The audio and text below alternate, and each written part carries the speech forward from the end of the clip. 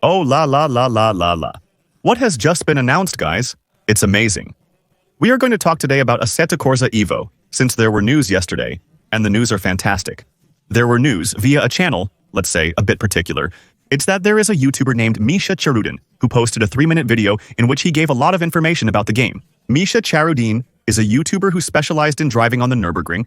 He has 1,600,000 subscribers, and in fact he worked directly in collaboration with the studio that develops Assetto Corsa Evo, which is Kunos Simulazioni.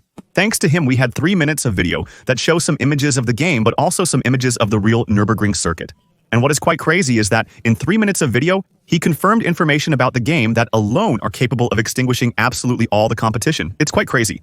In this video, I'm going to talk a little bit about what has been announced. I think the information will surprise more than one, and especially, I think this information will, once and for all, put an end to the rumors about Assetto Corsa Evo. Since rumors about the game, we've been hearing about for months.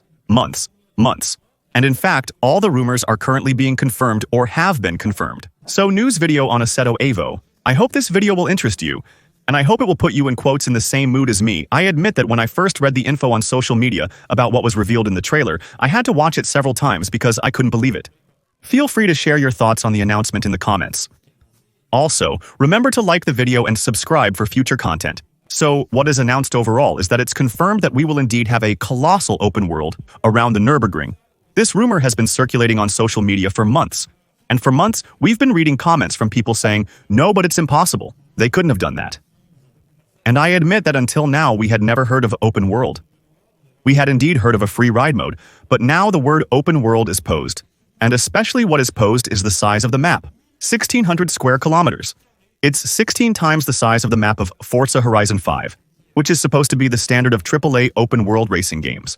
And above all, what is quite crazy is that everything has been modeled with light detection and ranging scanning for ultra-realistic precision of environments, layouts, roads, their coatings. Well, it's really a technological madness.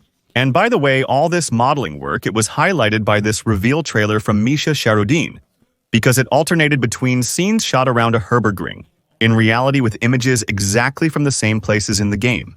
And even if, well indeed, we can still see that we go from the real world to video games. Games we see that it's video game graphics, the precision of the environments. It's incredible. What we also learn is that there will indeed be a weather cycle for this open world. We knew there would be one for the circuits. We know there will be one also now for this mode. And we also know that it will have a day-night cycle. So there you go. It will really be immersive. We can drive for hours seeing the landscapes change and the seasons and weather change. And precisely this is something that was quite shown in this trailer, is that we also see snow. So it's not in-game snow, but if it's shown there, it seems to imply that it could be part of the weather conditions in the game. What we know is that this new open world of 1,600 square kilometers will not be available from the 16th of January. I remind you that the 16th of January is the official release of Assetto Evo. Finally, it's its early access release. That's what you have to remember with Assetto Evo, is that day one it might be a little complicated. There will probably be bugs, probably to optimize the game, and that's what is planned for the first few months after the game's release. Fixed, patched, debugged, and added content gradually. So January 7th is the start of early access, and the new open world map, which I remind you, because it's quite incredible, will be around 1,600 square kilometers around the Nürburgring, will be added to the game around the summer of 2025. So there is no exact date. It can obviously be slightly delayed if there is a technical issue, or if there is a need for a curve to optimize, for example. So we don't have an exact date, but we know that it will eventually arrive, and that's already incredible.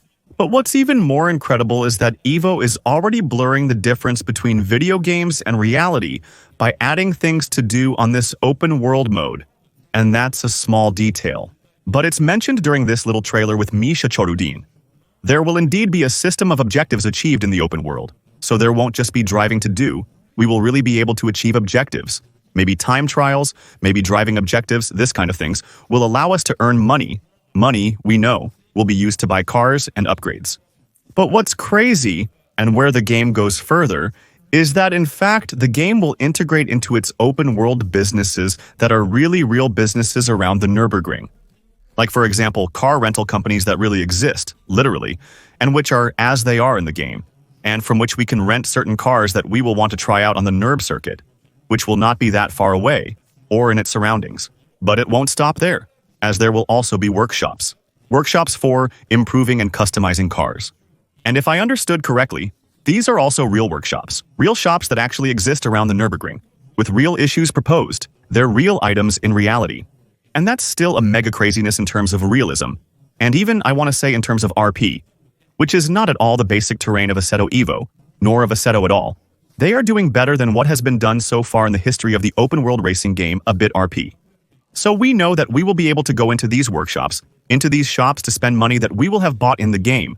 And we know that there will be a discount system by performing certain tasks for these stores, for these companies, such as delivering food to them.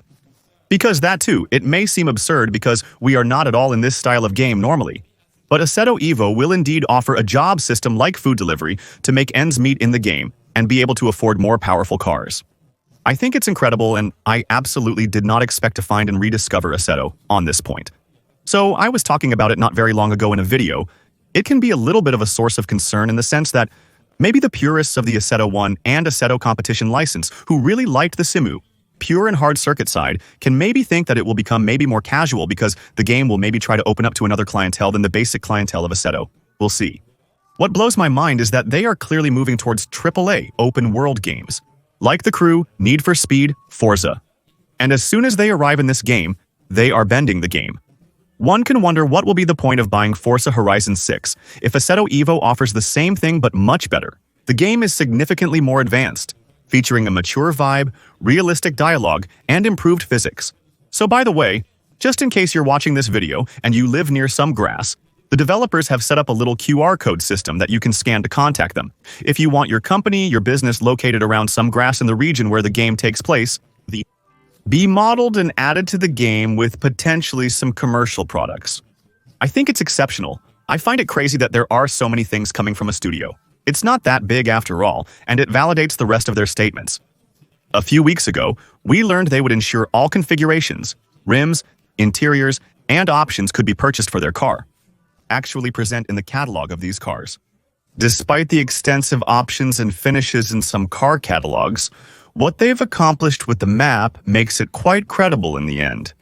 I'm very eager to see the rest of the announcements and a slightly longer gameplay sequence, including a bit of the menus, to see exactly how the workshop system works, what we can really do there for real.